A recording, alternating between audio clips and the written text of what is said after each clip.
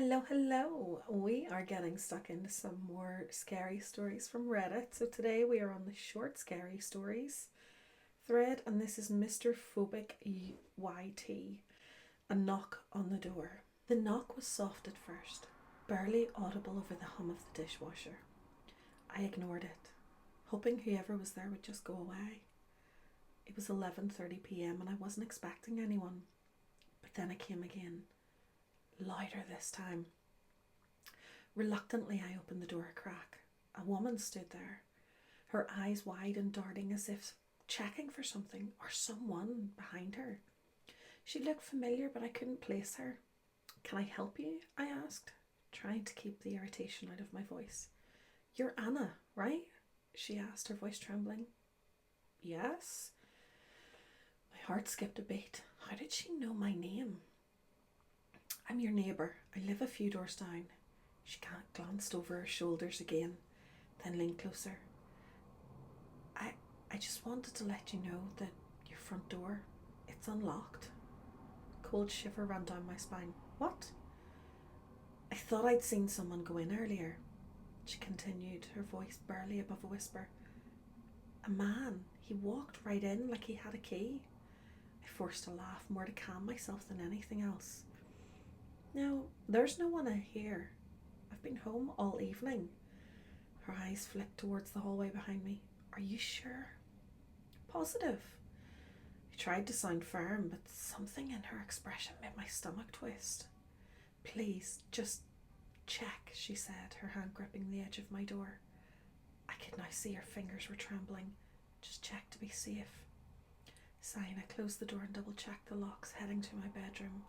But as I passed by the hallway, I froze. There was a smudged handprint on the glass. Not mine. In the reflection, I noticed my closet door was open just a crack. Something I knew I'd closed before bed. Oh! I wanted to call out, to demand whoever was hiding to come out, but something held me back. I slowly backed out of the room, locking my eyes on the closet door. My hand fumbled for my phone in my pocket. Then as I glanced toward the hallway, I noticed something else that made my blood run cold. A faint outline of muddy footprints leading from the closet all the way to my bedroom door. The last thing I heard was another soft knock. This time, from inside the closet. Ooh. So this one says below, thanks for reading. If you enjoyed this story, I'd love your support on my YouTube channel, where I dive even deeper into suspense and horror.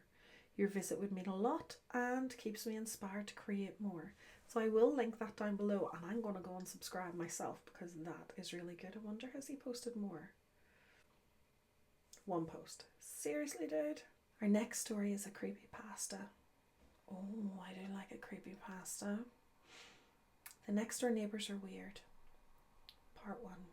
Moving into a new house after my divorce felt like hitting the reset button. The chaos of my old life, endless arguments, lawyers, long days spent alone, was left behind in the city. Rosewood Lane, with its neat houses, perfectly trimmed lawns and quiet streets, felt like the kind of place where life was orderly and predictable. I needed that. Why do I think that that's not the reality? The day I moved in, the sun was shining, and I was surrounded by moving boxes when the neighbours started to show up. Carol from across the street brought a pie. The elderly Suttons came with a potted plant, and Greg, a few doors down, invited me to a barbecue he was hosting. It was superb. It was suburban life at its finest. Everyone eager to welcome the new guy. A bit much, but after months of isolation, it was refreshing. Everyone greeted me, except for the people in the house next door. Their place stood out, 2 stories like mine, but older, with peeling paint and an overgrown lawn that looked like it hadn't been touched in years. Their windows were always dark, even in the middle of the day. No welcome mat, nothing. In all the time I'd spent unpacking, I hadn't seen a single person come in or go out. At Greg's barbecue a few days later, I asked about them. Oh, them, Greg said, scratching his chin. Yeah, they're kind of strange, don't see him much. His wife Marina chimed in. I forgot the cat was sitting in the hall and he just moved. It scared the crap out of me. His wife Marina chimed in. We've lived here 5 years and I've only seen them twice. They just keep themselves to themselves. Probably won't even know they're there. I tried to forget about it. The conversation moved on. I couldn't stop thinking about that house. Everyone acted like it was no big deal.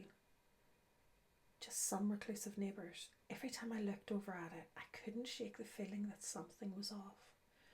I tried to forget about it. People have their quirks, right?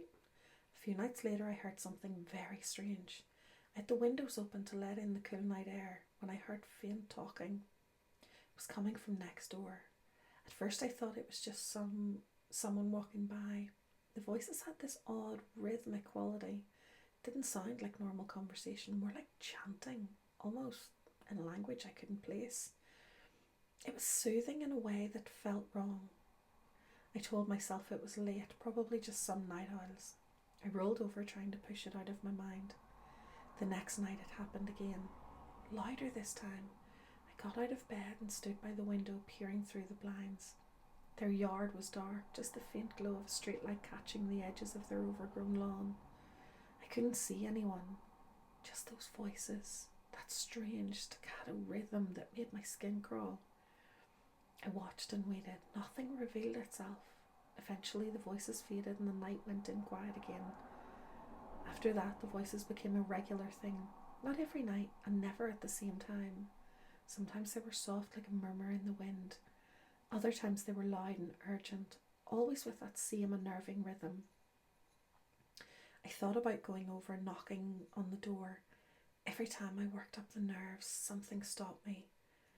The thought of those voices, that house, it filled me with this creeping dread I couldn't shake. I didn't want to know what was happening over there. I didn't want to get involved. Then one night the voices came right up to my window. It was past midnight and I was half asleep when I heard a low hum. Not the voices this time, but a muttering sound, like someone was standing just outside. I froze, straining to listen, my heart pounding in my chest. I crept to the window, barely daring to breathe. The yard was dark as always, no sign of anyone, but that hum was unmistakable, low and garbled, like something just out of reach. I wanted to look, really look, but fear held me in place. Something told me that whatever was out there, I didn't want to see it. I backed away, returning to bed with my heart still racing, pulling the covers up like a child afraid of the dark. I didn't sleep that night.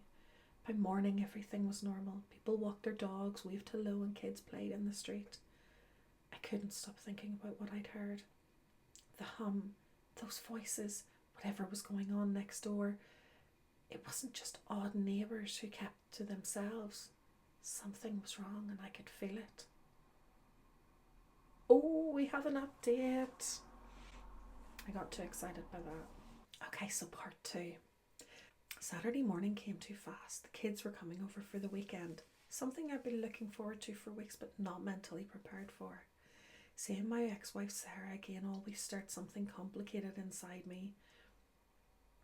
I had barely finished setting up the house to look like I had my act together when her car pulled up to the curb.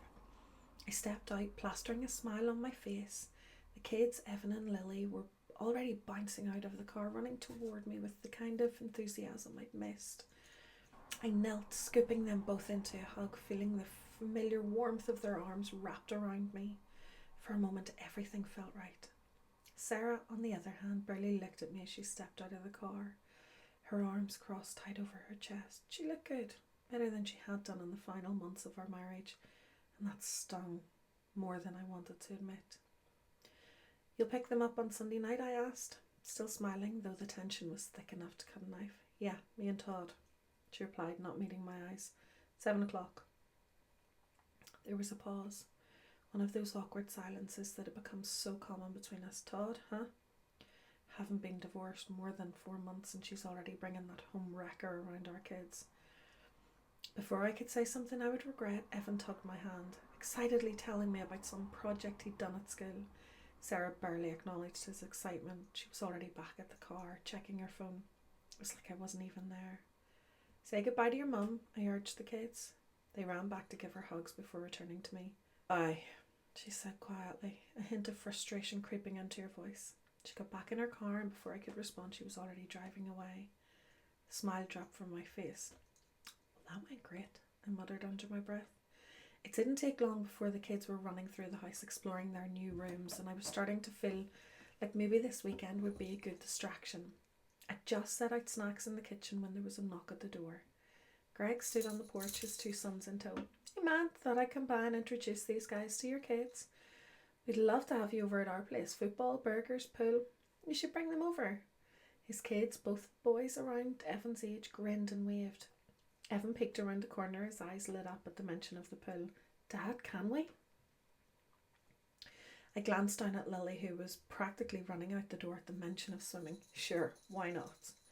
As we all headed over to Greg's place, I couldn't help but wonder if this was what normalcy felt like. The warmth of the sun on my back, the sound of kids laughing, the smell of burgers on the grill, it all felt so easy, so simple. For a while I could almost forget about the strange nights and the unsettling feeling that clung to my new house like a shadow. Of course I couldn't forget for long. We sat by the pool while the kids splashed around, laughing and playing. Greg handed me a beer, settling into the lounge chair beside me. The football game played in the background, though neither of us were really paying attention. So, how's it going? Greg asked, cracking open his own drink. Settling in all right? Yeah, I said, nodding. The neighbourhood's great, quiet, friendly mostly. Greg raised an eyebrow. Mostly? I hesitated. I don't know, probably nothing. It's just the house next door. Greg chuckled. Oh, the weirdos. Yeah, everyone asks about them at some point. They've always been like that. Like I said at the barbecue, they barely come outside. Never talk to anyone. Honestly, I forget they're even there half the time. You should too. I frowned. Have you heard anything strange over there, at night? Greg gave me a sideways glance. Strange how? Like talking, but not like normal talking. More like, I don't know, it's hard to describe. Weird voices. Almost like they're chanting or something. Greg took a swig of his beer, looking nonplussed. Chanting, huh? Nah, I can't say I ever had. Before I could brush it off, a voice came from behind us. You heard them talking? It was Marina, Greg's wife. She stepped out from the kitchen, a curious look on her face as she dried her hands on a towel. What did it sound like? Greg groaned softly. Marina, please. I froze. At the barbecue, she brushed off the whole conversation about the neighbours, hadn't she? I remember her laughing it off, making some joke about how they're probably just eccentric recluses. So why was she suddenly so interested?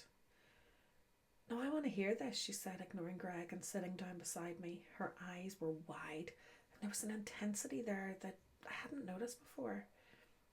Tell me exactly what you heard. Greg sighed, shaking his head. Here we go. Greg, don't brush it off, Marina said, swatting him on the arm. She turned back to me. The people next door aren't normal. I've always said there's something wrong with them, but no one listens to me. Greg rolled his eyes. She thinks they're part of some underground cult or something. Marina narrowed her eyes at him. You joke, but there are things that happen in the world that people like you just don't pay attention to. The government hides things, covers up things, and sometimes they use neighbourhoods like ours to do it. Chuckled nervously. Like what? Greg snorted. Trust me, man, you don't want to go down this rabbit hole. Next thing you know, she'll be telling you how the government's run by reptiles and they're using mind control on us. Marina ignored him, leaning in closer. Don't let him scare you off. What you heard, it's real. I've done my research. People like them, they don't just live next door for no reason. There are forces out there, things we don't understand, and those people, she nodded towards the house, they're connected to something. Greg stood up, shaking his head. All right, let's not freak the new guy out on his first weekend here. He's here to relax, not listen to conspiracy theories. As Greg walked away, Marina caught my gaze again, her expression serious. Just be careful. You keep hearing those voices, you come talk to me. There's more going on than you think. I nodded, trying to laugh it off, but as the kids laughed and played in the pool and the sun dipped lower in the sky, I couldn't shake the weight of her words. Something was going on next door. Maybe Marina wasn't as crazy as Greg made her seem. The evening stretched longer than expected, the sun dipping low, casting a golden hue over the yard. The kids' laughter echoed through Greg's backyard as they splashed around in the pool. Not a care in the world. Eventually the time came to head home, and it was well past 8 p.m. by the time we started saying our goodbyes. Evan and Lily dragged their feet as I gathered their things. "Oh, do we have to go already?" Evan whined, his lower lip sticking out in the way that always made me cave in the past. "Yeah, Dad, can't we stay a little longer?" Lily chimed in, her eyes wide with that same innocent look. Greg's boys mirrored their disappointment with their shoulders slumped. Greg clapped me on the back, laughing. "You know you're welcome over any time. These kids seem to be getting along like gangbusters." Yeah, we'll plan something soon," I said, smiling despite the strange tension that had tugging me all evening. Marina gave me a pointed look, her earlier words about the neighbours still echoing in my head. "Really, any time," she added, though her gaze was more serious, almost like a warning. I nodded. "Definitely, we'll do this again." As we headed back down the street, the warm glow of Greg's house faded behind us, and an eerie stillness settled over the neighbourhood. The familiar, unsettling feeling crept back in, tightening around my chest as we approached our house. The street was quiet, the sound of our footsteps the only thing breaking the silence. I held on to Evan and Lily's hands a little tighter. "Dad, why are you squeezing my hand?" Evan asked, his voice curious but light. "Just keeping you close," I said, forcing a smile. Ahead our house loomed, darker than I remembered. And there, next door, the same house that had been nagging at the back of my mind stood in its usual eerie silence. As we neared the driveway, something stopped me cold. The voices. That same low murmuring sound. Not loud, but enough to set every hair on my neck standing on end. It was coming from next door again, that strange rhythmic pattern I couldn't place. Except this time it wasn't muffled. It was clearer, like it was just on the other side of their door. My heart started pounding and a cold sweat broke out on my forehead. "Kids, go inside right now." "Why?" Lily asked, looking up at me confused. I fumbled, glancing towards their house next door as I tightened my grip on their hands. "Whoever gets inside gets ice cream," I blurted out. That got them moving. Evan and Lily giggled, but breaking into a run toward the door, the promise of ice cream spurring them on. I barely registered their laughter as they raced up the porch steps. My eyes were glued to the neighbour's house. The curtain in one of the windows, just a sliver of it, was pulled back. I don't know why it drew me in. Maybe it was the fact that for once there was some form of life. Some proof that someone lived there. The sight of that tiny gap in the curtain felt like an invitation I didn't want. I stood in the driveway, my eyes fixed on that window. The light inside was dim, casting odd shadows that flickered as if something was moving inside. My breath hitched, my heart pounding in my chest. It was just a crack, a small opening, but through it I could make something out. Or someone watching me. A figure? No, not quite. Shadows behind the curtain shifted. It was hard to make sense of it, but there was a shape, a silhouette maybe. It didn't move like a person. It swayed fluid, unnaturally, like it wasn't constricted by joints or bones. I blinked, my pulse hammering in my ears, trying to convince myself I was just seeing things. Then I moved closer to the window. I felt rooted in place, unable to tear my eyes away. The curtain twitched, just slightly, like someone was peeking out, but what I saw next wasn't right. The silhouette leaned forward, pushing against the fabric, and for a moment I thought I'd see a face. Instead, what pressed against the curtain wasn't a face at all. It was flesh, soft, malleable, too smooth. It stretched unnaturally, as if something was trying to force its way out but didn't know how. I could make out the faint outline of a mouth. No, not a mouth. Something more grotesque. A mass of something that shouldn't be, pushing and pulling as though the body behind the curtain was trying to reshape itself. The murmur of voices grew louder, not from outside but within the house next door. The cadence was wrong, inhuman, overlapping in a way that made my skin crawl. My chest tightened, a wave of nausea washing over me. I wanted to move. I needed to move. But I stood there transfixed, watching as the shape behind the curtain shifted again. Then it stopped. The curtain snapped shut, cutting off my view, and with it the voices went silent.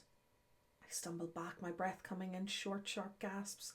My hand fumbled for the door handle behind me, but my fingers were shaking too hard to get a grip.